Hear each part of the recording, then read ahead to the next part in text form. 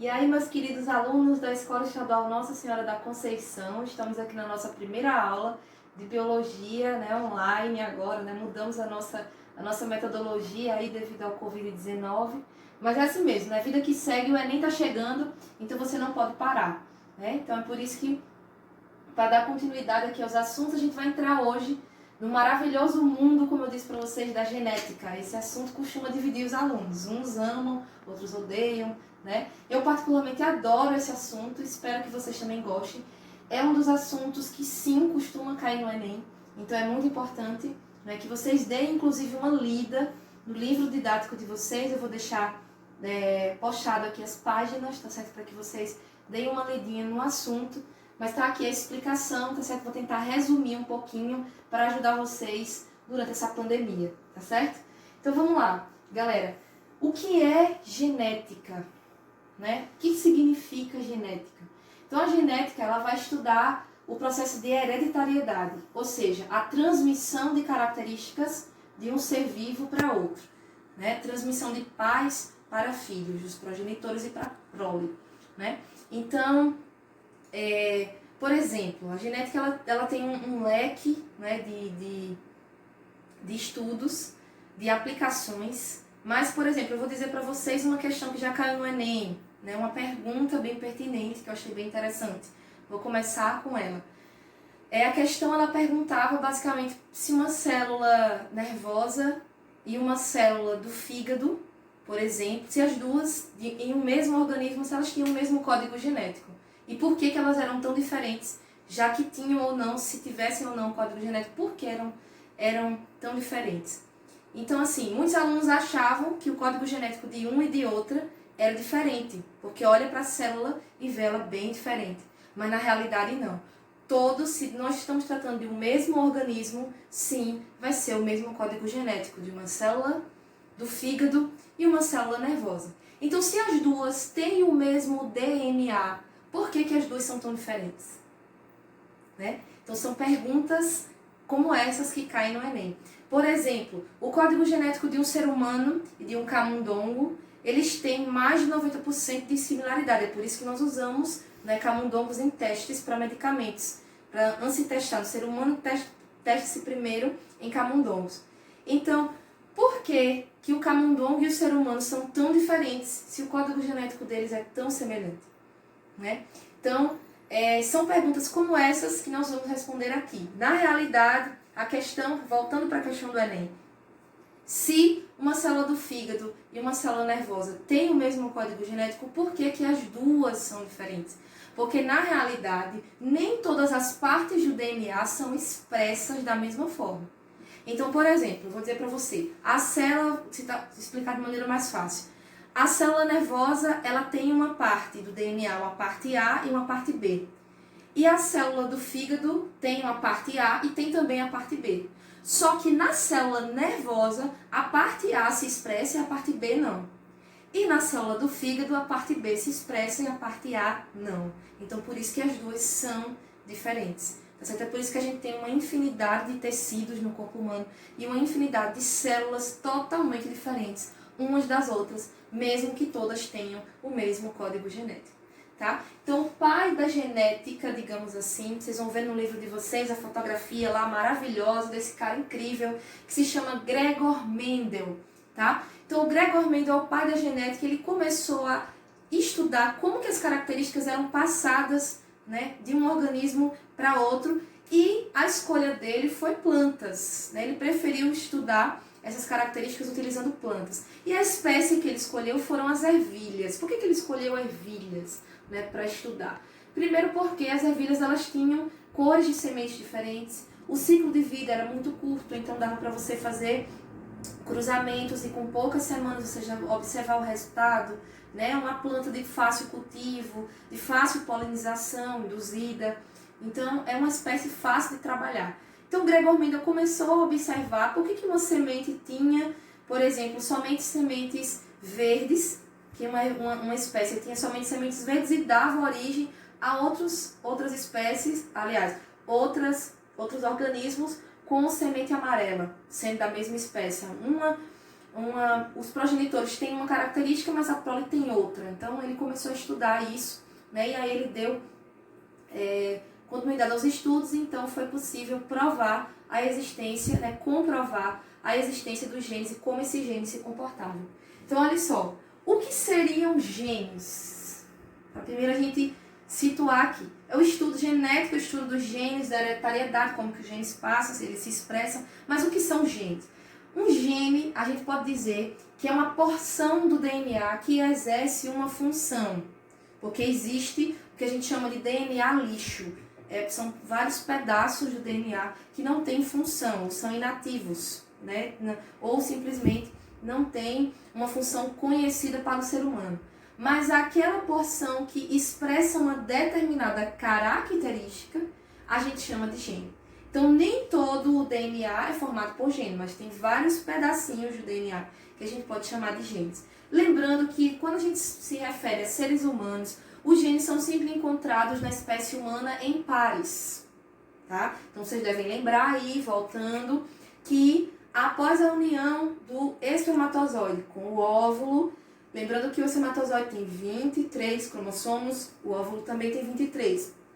Após a fecundação, forma-se um zigoto com 46 cromossomos. Isso significa que veio um gene do pai, veio uns da mãe, e eles se juntam no zigoto, tá certo? Então, todos os genes estão duplicados. Para cada gene que você tem 2 de cada, 2 versões. Uma que veio do pai e outra que veio da mãe, tá? Então, esses genes, olha aqui para a imagem. Então, esses genes eles estão sempre organizados nos cromossomos em pares, tá? Um do pai e um da mãe. Esses genes, eles ocupam determinadas posições nos cromossomos, que a gente vai chamar de locus gênico, tá? Preste atenção nesses conceitos. Então, locus gênico é a posição que um gene ocupa em um cromossomo, tá certo? Então, essa versão aqui do gene nesse cromossomo, nesse determinado locus gênico aqui, por exemplo, vamos dizer como exemplo que esse gene aqui seja responsável pela característica cor dos olhos, tá? Um exemplo. Então, você tem um gene aqui que veio do seu pai determinando uma característica e veio esse mesmo gene também da mãe determinando a mesma característica. A expressão desse gene vai ser a expressão dos dois, o do pai e o da mãe, tá? Então, digamos que esse gene aqui, tá? Ele seja responsável pela cor do cabelo. Então, aqui eu vou ter uma versão do gene, tá? E aqui é o que eu vou chamar de alelo. Então, alelo é uma versão do gene. Essa é a versão do pai, essa é a versão da mãe. Juntando os dois, a expressão dos dois, é que vai ser uma característica visível em você, por exemplo. Agora eu pergunto, é possível que um pai e uma mãe com olhos castanhos tenham um filho com olhos claros? Como que isso é possível? Vejam só, os genes, eles têm o que a gente chama de dominância, uma propriedade deles, eles têm uma dominância ou uma recessividade. Preste atenção. Digamos que, voltando para o mesmo exemplo, cor dos olhos. Digamos que o seu pai tem um determinado gene, doe para você esse gene, né, no processo de fecundação. Esse gene aqui se une com esse aqui da mãe. Beleza, vai expressar os dois. Só que digamos que o do seu pai seja para olhos castanhos e o da sua mãe seja para olhos claros. E aí, como é que vai ser? Um olho castanho e um claro? Ou então mistura as duas cores? Como é que vai ser isso? Existe também essa possibilidade de, quando a gente se refere à cor dos olhos, só uma curiosidade, eu quero que vocês pesquisem aí o que a gente chama de heterocromia, tá certo? Que é a possibilidade de um indivíduo nascer realmente com as cores, os olhos, cada olho com uma cor diferente, mas isso já é outra história. Mas vejam só, nesse caso aqui, na realidade apenas uma característica vai se expressar, a outra vai ser inibida. Como é que a gente sabe qual vai ser expresso e qual vai ser inibido? Galera, os genes, eles têm o que a gente chama de dominância ou recessividade. Ou seja, cada gene, para cada característica, eu tenho um par de genes, tá certo? Eu tenho um par de alelos. Só que às vezes, para uma característica, ela é dominante e para outra ela é recessiva. Então eu vou citar como exemplo aqui. Digamos que a cor dos olhos castanho que veio do seu pai é dominante. A gente sempre representa em genética cada alelo, ou seja, cada versão do gene, por uma letra. A gente usa sempre letras para representar. Então, as letras maiúsculas, elas vão representar genes dominantes. Grava aí essa informação. Genes dominantes são representados por letras maiúsculas. Genes recessivos são representados por letras minúsculas, tá? E o que seria um gene dominante? Vamos entender aqui. Por que eu digo que esse gene, por exemplo, a cor dos olhos castanho é dominante? Porque mesmo na presença desse aqui, digamos que seja olhos claros, azul ou verde, tá? Quando esse gene aqui aparece, quem se expressa é ele. Ou seja, se tiver um gene que veio do pai para olhos castanhos e um gene que veio da mãe para olhos claros, quando eu tenho esses dois alelos aqui, mesmo na presença desse, é esse daqui que vai se expressar. Esse aqui vai ser inibido. Então, por isso que eu digo que esse é dominante e esse não. Ah, mas então, como é que faz para que a gente tenha olhos claros? Galera, no caso, como esse gene aqui ele é recessivo, ele só vai se expressar na ausência do dominante. Ou seja, para que você tenha olhos claros, é necessário que você não tenha um alelo para olhos castanhos. Se ele não aparecer, aí sim os olhos claros vão ser expressos. Então é isso que a gente diz. Gene recessivo é aquele que só se expressa na ausência do dominante. Gene dominante é aquele que se expressa mesmo na presença do alelo recessivo, tá? Então, se ele apareceu, é ele que vai ser expresso, então é ele que vai aparecer. Então, aí nós temos um outro conceito quando a gente fala de expressão gênica. Vejam só, o que a gente chama de fenótipo e genótipo? Galera, genótipo é essa representação aqui do código genético. Todos esses alelos, o conjunto de alelos que a gente analisa somente pedaços do DNA, a gente está falando de genótipo de uma pessoa. Mas quando a gente fala na característica a qual esse gene da origem, ou seja, aquela característica que é visível, aquela que você pode ver, então a gente está falando de fenótipo, tá? Então, por exemplo, qual o genótipo desse indivíduo aqui? Citando o mesmo exemplo, né? Ele tem um gene do pai para olhos claros, aqui nessa situação, e um gene da mãe também para olhos claros. Então, posso dizer que o genótipo dele é o que a gente chama de azinho, para olhos, tá? Porque quando a gente fala assim, qual o genótipo total? Aí a gente tem uma infinidade de genes, milhões de genes. Agora a gente está relacionando apenas uma característica. Qual o genótipo dele para essa característica? Então, essa daqui. Qual o fenótipo dele? Então, qual o fenótipo? Olhos claros. Tá certo? Então, qual o genótipo? Então, eu vou analisar os alelos do pai e da mãe e o fenótipo, aquela característica que é expressa. Lembrando que, às vezes, o fenótipo, para se expressar, ele precisa também de uma influência ambiental. Vou citar aqui um exemplo, não sei se tem no livro de vocês, mas fica aí a dica para vocês pesquisarem depois, lerem um pouco mais sobre isso, sobre a influência ambiental, sobre os genes. Então, por exemplo, eu posso citar como exemplo os flamingos, né? A cor das penas dos flamingos. Então, eles têm um determinado código genético para expressar penas com coloração rosa, vermelha.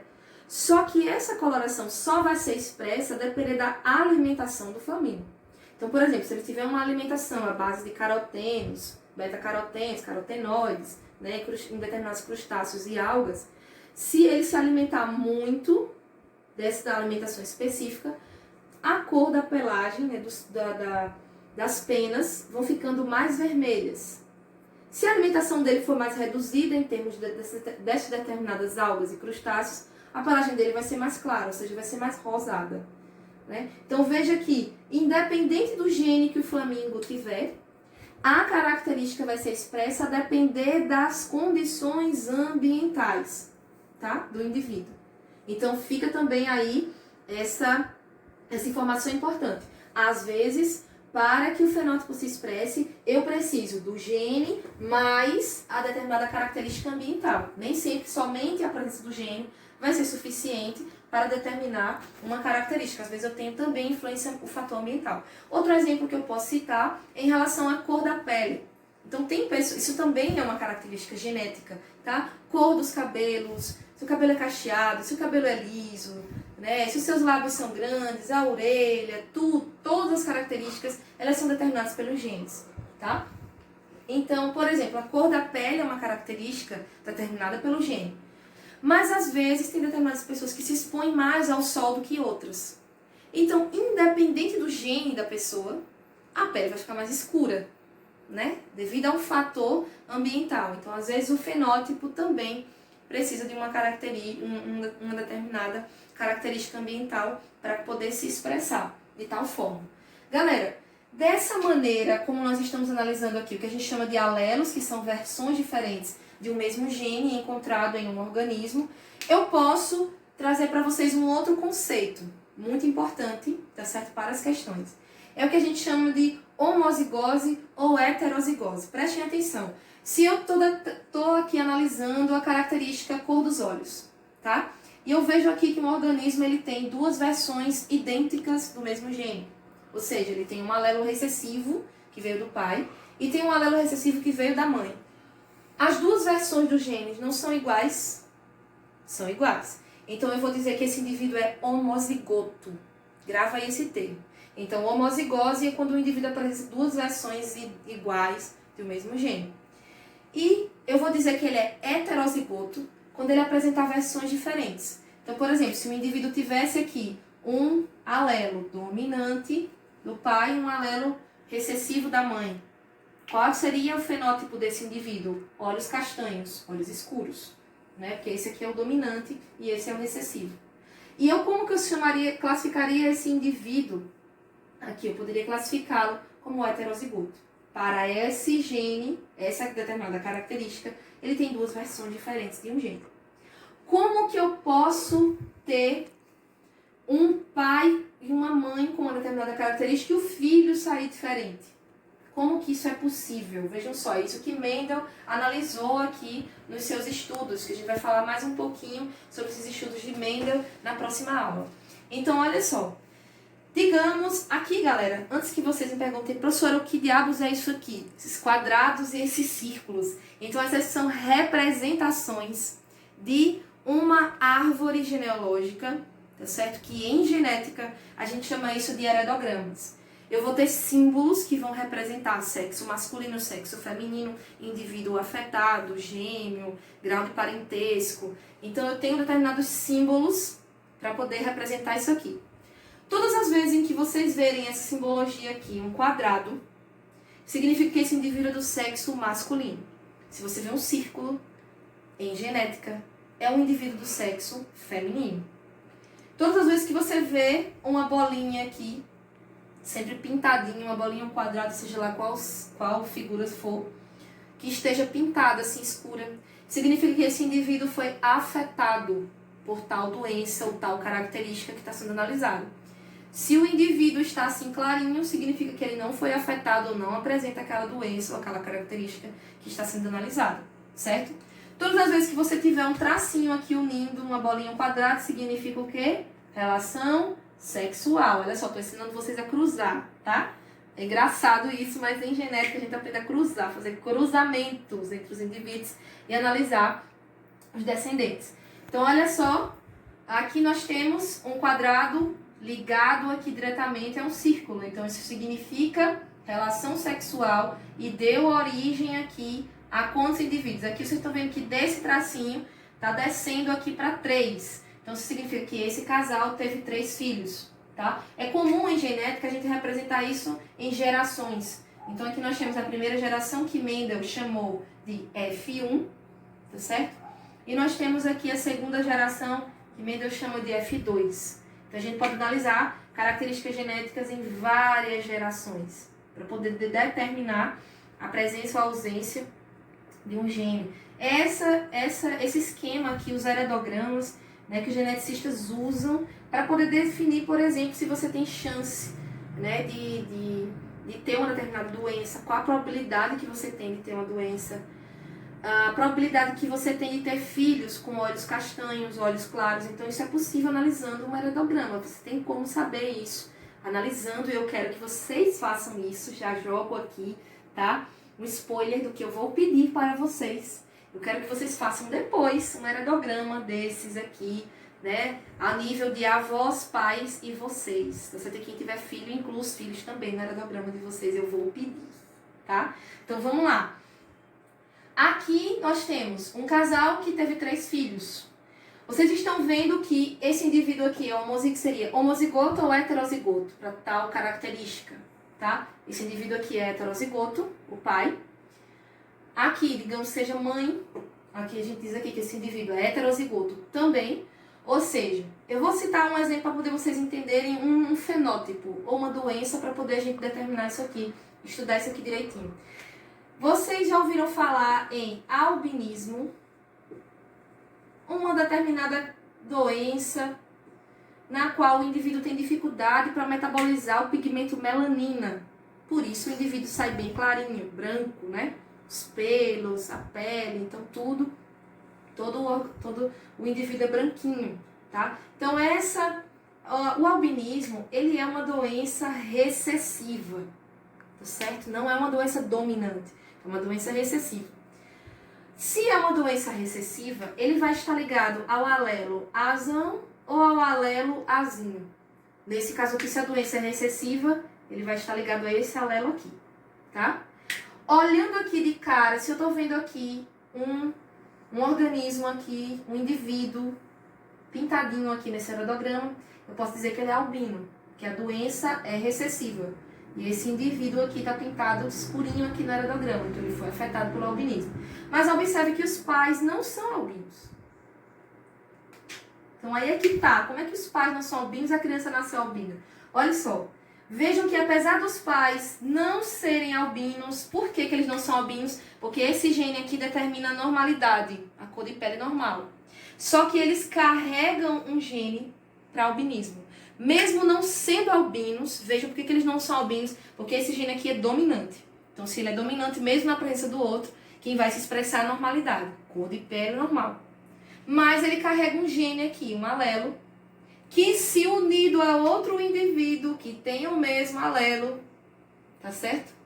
Juntou aqui esse do pai com o da mãe, nasceu um indivíduo albino, tá? Ele carregou, né, no processo aí de cruzamento, tá? Lembrando que, olha só, para cada gene existe uma cópia, né? Uma cópia aí para cada indivíduo, uma que veio do pai e uma que veio da mãe. Então, digamos que ele recebeu esse aqui do pai ou da mãe, ou esse aqui do pai ou da mãe.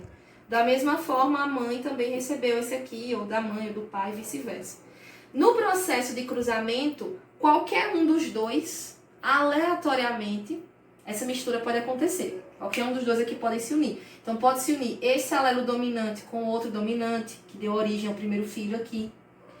Esse alelo recessivo com esse recessivo deu origem a esse indivíduo. Ou um alelo dominante de um alelo recessivo do outro, ou vice-versa, que deu origem a esse terceiro filho. Então, eu tenho essas 3 possibilidades.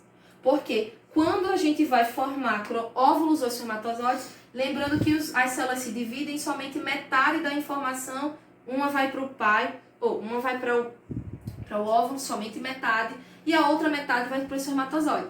Só que a célula que dá origem ao óvulo e ao espermatozoide, ela é uma célula completa. Então, somente metade vai. Estão entendendo? Essa célula vai se dividir ao meio e somente metade vai para o pai, para o óvulo, e metade vai para o espermatozoide. Então, nesse processo que a gente chama de meiose, que é quando acontece essa aleatoriedade de genes, qualquer um deles pode ir, tá? Então, digamos, eu tenho aqui, desenhando fica tudo mais fácil, né? Vamos ver se vocês entenderam aqui, ó. Eu tenho uma determinada célula, azão-azinho, que ela vai se dividir e vai dar origem a 2 espermatozoides, tá certo? Somente metade dessa informação genética vai. Então, eu posso ter aqui um espermatozoide com um gene dominante e um espermatozoide com um gene recessivo. Do mesmo jeito, eu tenho uma outra célula que também, pelo processo de meiose, é uma divisão que vai dar origem a células com metade da informação genética da célula-mãe. Eu posso ter 2 óvulos, um com um alelo dominante e outro com um alelo recessivo.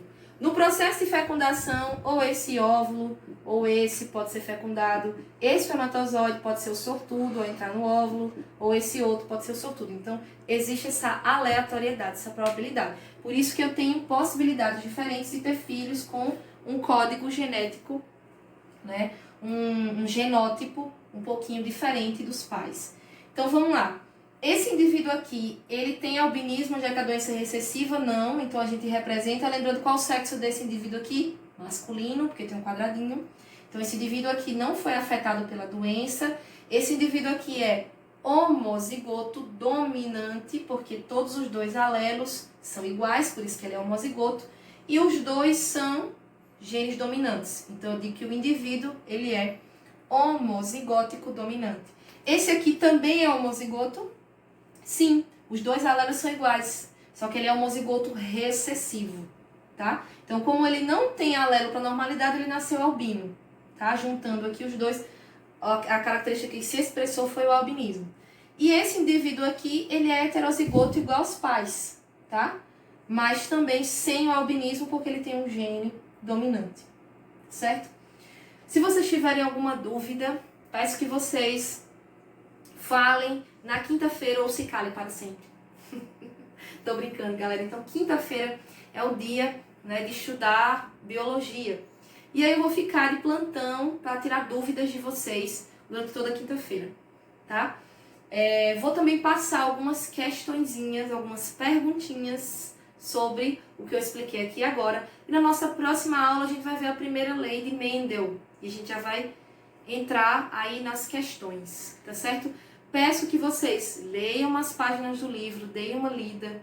Se tiverem alguma dúvida, perguntem na quinta-feira, pelo amor de Deus, tá certo? E se mesmo depois que passar a quinta-feira surgir aí alguma dúvida, podem falar comigo no privado que eu ajudo vocês a responder, tá certo? As questões. Se eu achar algum vídeo também interessante, alguma questão interessante, eu jogo também aí nos grupos de WhatsApp, tá? Pra ver se vocês estão fera mesmo em genética. Então é isso, galera. Por hoje é só, tá certo? Mas não fiquem tristes porque a gente volta na próxima semana com mais genética.